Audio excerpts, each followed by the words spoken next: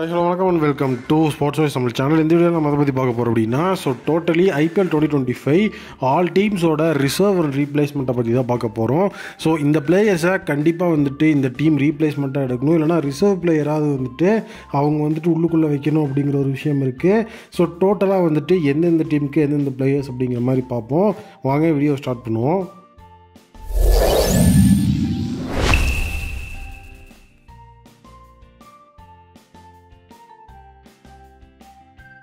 நம்ம பார்க்க போகிற பிளேயர் மிச்சல் மார்ஷ். எல்எஸ்ஜிக்காக ஓப்பனிங் பேட்ஸ்மேனாக இறங்க வேண்டிய கட்டாயத்தில் இருந்தார். ஏன்னா எல்எஸ்ஜி ஆப்ஷனில் பெரிய லெவலில் ஓப்பனிங்கில் ஒர்க் பண்ணாதனால ஏடன் மார்க்ரம், மிச்சல் மார்ஷ் இவங்களை தான் ஓப்பனிங்கில் யூஸ் பண்ண வேண்டிய கட்டாயத்தில் இருக்கிறாங்க. இப்போ அந்த இடத்துல மிச்சல் மார்ஷ் ரூல்ட் அவுட் ஆகிட்டதுனால எல்எஸ்ஜிக்கு அந்த இடத்துல ஒரு ஓப்பனிங் பேட்ஸ்மேன் தேவை. வார்னர் அதுக்கப்புறம் பேரிஸ்டோ ரெண்டு பேரும் கண்டிப்பாக ஓப்பனிங்கில் நல்ல ஆப்ஷன், அதில் எந்த விதமான டவுட்டும் கிடையாது. இப்போ வார்னர் அந்த இடத்துல இருந்தால் அப்படின்னாலும் ஓகே, பேரிஸ்டோ வந்தாலும் ஓகே. என்ன பேரிஸ்டோன்னு ஆடட் அட்வான்டேஜாக விக்கெட் கீப்பிங் அப்படிங்கிற விஷயம் செட்டில் ஆகும். அதனால் இந்த இடத்துல பார்த்தீங்க அப்படின்னா நான் பேரிஸ்டோவை சூஸ் பண்ணியிருக்கேன். உண்மையாக மிச்சல் மார்ஷோட அந்த ஒரு இடத்துல பேரிஸ்டோவை சூஸ் பண்ணாங்க அப்படின்னா எல்எஸ்ஜிக்கு டாப் ஆஃப் த ஆர்டரில் ஆடுறதுக்கு ஒரு நல்ல ஒரு பிளேயர் கிடைச்ச மாதிரியும் இருக்கும், நல்ல ஒரு எக்ஸ்பீரியன்ஸான கேம்பெயினர் கிடைச்ச மாதிரியும் இருக்கும். Jacob Bethell from RCB. Jacob பெத்தலை பொறுத்த வரைக்கும் ஐபிஎல் 2025 ஆக்ஷனில் வாங்கப்பட்டதுக்கு அப்புறமா மிகப்பெரிய லெவலில் ஹைப்குள்ள பிளேயரோட ஒன் அண்ட் ஒன்லி பிளேயர்னால் அது ஜாக்கப் பெத்தல். பார்த்தீங்கன்னா அதுக்கப்புறம் அவர் இன்டர்நேஷ்னல் கரியர்லேயும் பெரிய லெவலில் பேசப்பட்டார். பிபிஎல்ல செலக்ட் ஆனார். நிறைய விஷயங்கள் அந்த இடத்துல நடந்தது. கண்டிப்பாக ஆர்சிபிக்கு ஜாக்கப் பெத்தல் ஒரு மிகப்பெரிய லெவலில் ஒரு கீ பிளேயராக இருப்பாருங்கிற லெவலுக்கு இவ்வளோ ஹைப் பண்ணியிருந்தாங்க. பட் இப்போ சாம்பியன்ஸ் ட்ராஃபியில் ஜாக்கப் பெத்தல் ரூல்ட் அவுட் ஆகிட்டார். ஐபிஎல்லையும் ஸ்டில் அவருடைய பார்ட்டிசிபேஷன் இப்போ டவுட்டில் இருக்குது. அதனால் இப்போது ஆர்சிபி மேனேஜ்மெண்ட் ரிச்சர்ட் லீசனை பார்த்தீங்கன்னா அந்த ஒரு இடத்துல ரீப்ளேஸ்மெண்ட்டுக்காக சீக் பண்ணிகிட்டு இருக்கிறாங்க. பட் இது சரியாக இருக்குமா அப்படின்னா, ஏன்னா ஜாக்கப் பெத்தல் ஒரு ஆல்ரவுண்டர், அவர் பேட்டிங்கும் டாப் ஆஃப் த ஆர்டரில் ஆடி பவுலிங்கும் போடுவார். பட் ரிச்சர்ட் லீசன் பார்த்தீங்கன்னா ஜஸ்ட் அவர் ஒரு பவுலர் மட்டும்தான். ஜாக்கப் பெத்தல் மாதிரி டாப் ஆஃப் த ஆர்டரில் பேட்டிங்லாம் கான்ட்ரிபியூட் பண்ண மாட்டார். அதனால் அதை கொஞ்சம் யோசிச்சு பார்க்கணும். நெக்ஸ்ட் பார்த்தீங்கன்னா பும்ரா. ஐபிஎல் 2025 அப்படிங்கிற இந்த ஒரு கண்டிஷனில் பும்ராவோட availability still question mark. Champions ட்ராஃபிலேருந்து பும்ரா ரூல்ட் அவுட் ஆகிட்டார். சப்போஸ் பும்ரா இல்லை அப்படின்னா ஐபிஎல் 2025 மும்பை இந்தியன்ஸ் ரீப்ளேஸ்மெண்ட்டை சீக் பண்ணுவாங்க. இந்தியன் பிளேயருக்கு கண்டிப்பாக ஒரு இந்தியன் பிளேயர் ரீப்ளேஸ்மெண்ட்டாக வந்தால் தான் மும்பை இந்தியன்ஸுக்கு அது எஃபெக்டிவாக இருக்கும். ஆல்ரெடி அங்கே ரெண்டு ஸ்பின்னர்ஸ் பிரைமரியாக ஓவர்சீஸில் தான் இருக்கிறதுனால இங்கே நீங்கள் எப்பேற்பட்ட ஓவர்சீஸ் பவுலர் ரீப்ளேஸ்மெண்ட்டாக எடுத்தாலும் பிரைமரியாக ஆட வைக்கிறது ரொம்ப கஷ்டம். அதனால் பும்ராவோட இடத்துல உமேஷ் யாதவ் கண்டிப்பாக ஒரு டீசெண்டான ஆப்ஷனாக இருப்பார். ஆல்ரெடி நம்மளுடைய பும்ராவோட ரீப்ளேஸ்மெண்ட்டாக அவங்க சந்தீப் வாரியர்லாம் எடுத்திருக்கிறாங்க. அதனால் உமேஷ் யாதவ் எடுக்கிறது அப்படிங்கிறது ஒரு பெரிய லெவலில் ஒரு டிபேட்டுக்குள்ள விஷயமாலாம் இருக்காது. ஏன்னா உமேஷ் யாதவ் நல்ல ஒரு எக்ஸ்பீரியன்ஸ் கேம்பெயினர், போத் இந்தியன் கண்டிஷன்ஸ்லையும் சரி, அதே நேரம் ஐபிஎல் விஷயத்துலையும் அவர் எக்ஸ்பீரியன்ஸான ஒரு பிளேயர். ஆர்சிபி, கேகேஆர் மாதிரியான ஃப்ரான்ச்சைஸ்க்கு ஆடி இருக்கிறாரு. நல்ல ஒரு டீசெண்டான பவுலராகவும் இருப்பார். அதனால் அது ஒரு விஷயமா இருக்குது. நெக்ஸ்ட் பார்த்தீங்கன்னா பேட் கமின்ஸ். பேட் கமின்ஸை பொறுத்த வரைக்கும் இப்போ சாம்பியன்ஸ் ட்ராஃபி 2025 ரூல்ட் அவுட் ஆகிட்டாரு. இன்ஜுரி அப்படிங்கிற ஒரு விஷயம் இருக்குது. ஸ்டில் அவருக்கு பார்த்தீங்கன்னா அவரோட ரெக்கவரி ப்ராசஸ் அப்படிங்கிறது ஒரு லாங் டேர்மாக இருக்கும் அப்படிங்கிற மாதிரி தான் சொல்லியிருக்காங்க. அந்த லாங் டேர்ம் ரெக்கவரி ப்ராசஸ் அப்படிங்கிற மாதிரி விஷயம் இருந்ததுன்னா எஸ்ஆர்ஹெச்சுக்கு பேட் கமின்ஸ் இல்லைங்கிற டைமில் கண்டிப்பாக புதிய கேப்டன் அப்படிங்கிற ஒரு விஷயம் வரும். புதிய கேப்டன் அப்படின்னா கண்டிப்பாக அந்த இடத்துல ஒரு கேப்டனையே எடுக்கணும் அப்படிங்கிற மாதிரி விஷயம் இருந்தது அப்படின்னா ஸ்டீவ் ஸ்மித் கண்டிப்பாக நல்ல ஒரு ஆப்ஷன். அந்த மாதிரி விஷயம் இருக்கும்போது ஸ்டீவ் ஸ்மித், கேன் வில்லியம்சன் எல்லாம் இருப்பாங்க. பட் நான் உள்ளே இருக்கிற போதே பார்த்தீங்கன்னா கேப்டன் ஆக்கிக்கிறேன்.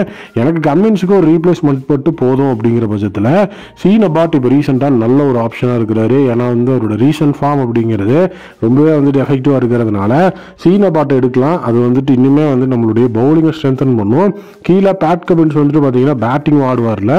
அதே மாதிரி பார்த்தீங்கன்னா சீன் அபாட்டும் பேட்டிங்லேயும் கான்ட்ரிபியூட் பண்ணுவார். அதுவும் ஒரு நல்ல விஷயமா நான் பார்க்குறேன். நெக்ஸ்ட் அப்டேட் பார்த்தீங்க அப்படின்னா நம்மளுடைய கேகேஆரோடது.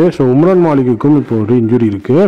Umran Malik suppose IPL 2025 miss பண்ணுறாரு அப்படிங்கிற பட்சத்தில் சிவம் அவி கண்டிப்பாக கேகேஆருக்கு நல்ல ஒரு ஆப்ஷனாக இருப்பார். சிவம் அவி ஆல்ரெடி கேகேஆரோட அந்த ஒரு கேம்பெயினில் இருந்திருக்கிறாரு. கேகேஆர் டீமோட ட்ராவல் ஆன பிளேயர். அந்த ஒரு அட்வான்டேஜும் கண்டிப்பாக கேகேஆருக்கு கிடைக்கும். டொமஸ்டிக் சைட்லையும் பார்த்தீங்கன்னா டீசெண்டான பெர்ஃபார்மன்ஸை கொடுத்துட்டு தான் இருந்தார். இந்த ஐபிஎல் 2025 ஆக்ஷனில் நிறைய பிளேயர்ஸ் ஷாக்கிங்காக அன்சோல்ட் ஆனாங்க.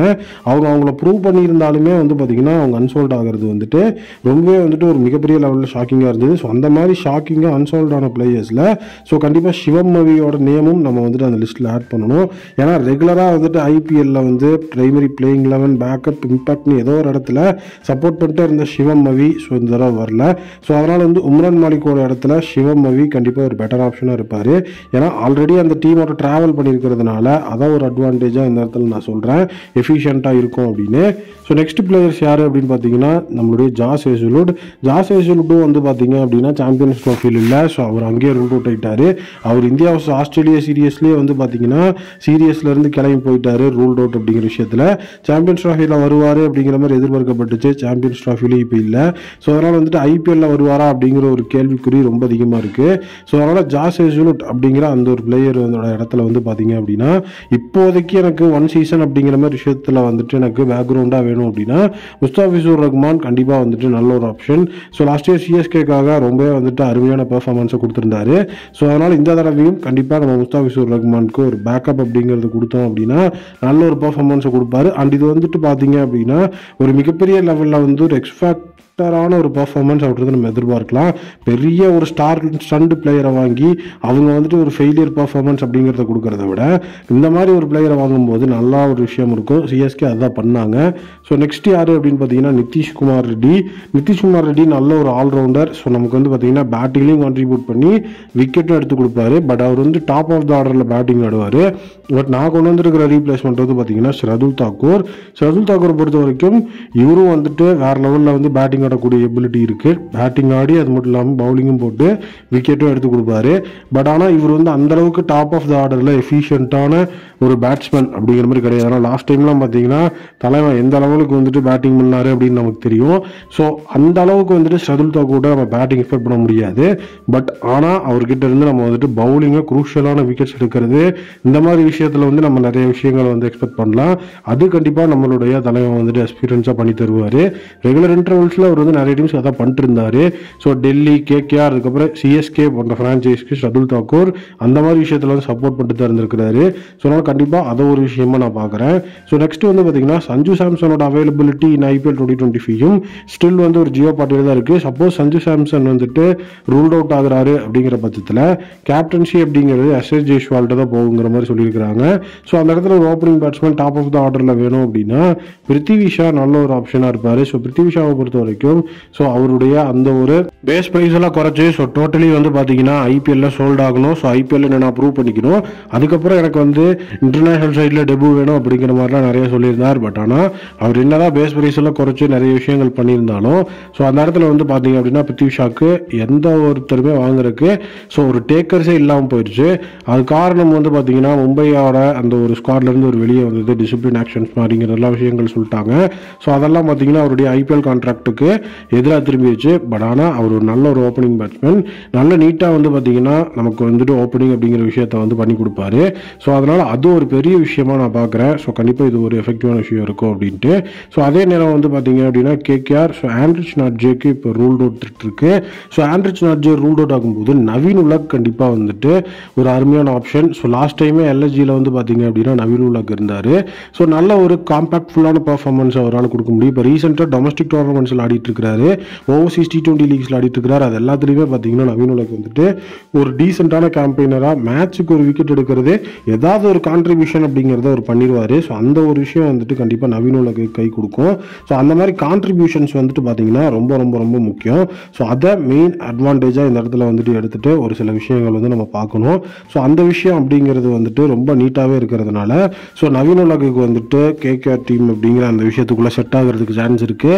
ஸோ ஈவன் ஒரு சிலர் வந்து ஆர்சிபி கூட நவீன் உலக் எடுக்கலாங்கிற மாதிரி சொன்னாங்க.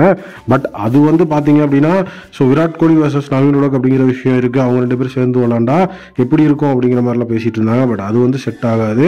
ஸோ அடுத்தது கேகேஆரோட அந்த வெங்கடேஷ் ஐயருக்கு இன்ஜுரி இருக்குது. வெங்கடேஷ் ஐயரோட ரீப்ளேஸ்மெண்ட் அப்படிங்கிற அந்த சுச்சுவேஷன்லையும் பிருத்திவி ஷாவோட நேம் தான் அடிபடுது. பட் வெங்கடேஷ் ஐயர் வந்துட்டு அவர் ஓப்பனிங் ப்ளஸ் வந்து மிடில் ஆர்டர் ரெண்டுலேயுமே ஆடுவார். பட் ஆனால் பிருத்திவி ஷா அந்த அளவுக்கு கிடையாது. அதே நேரம் வெங்கடேஷ் ஐயர் வந்துட்டு ஓவரும் போட்டு ஒரு ஆல்ரவுண்டர் கேப்பபிலிட்டியோடு இருப்பார். ஸோ அதனால் வந்து Prithvi Shaw as a Venkatesh Iyer replacement அப்படிங்கிறது ஸோ அது வந்து அந்தளவுக்கு வந்துட்டு ஒரு செட் ஆகாத ஒரு விஷயமாக தான் நான் பார்க்குறேன். ஸோ வெங்கடேஷ் ஐயரோட ரீப்ளேஸ்மெண்ட்டாக யார் இருக்கலாம் அப்படிங்கிறத நீங்களே கமெண்ட்டில் சொல்லுங்கள். இந்த வீடியோ பிடிச்சிருந்தோம்னா மறக்காம சேனலை சப்ஸ்கிரைப் பண்ணி பக்கத்தில் இருக்க பெல் ஐகானை பிரஸ் பண்ணி வச்சுக்கோங்க. மீண்டும் ஒரு புதிய வீடியோ மீட் பண்ணுறேன். Thank you, take care and bye bye.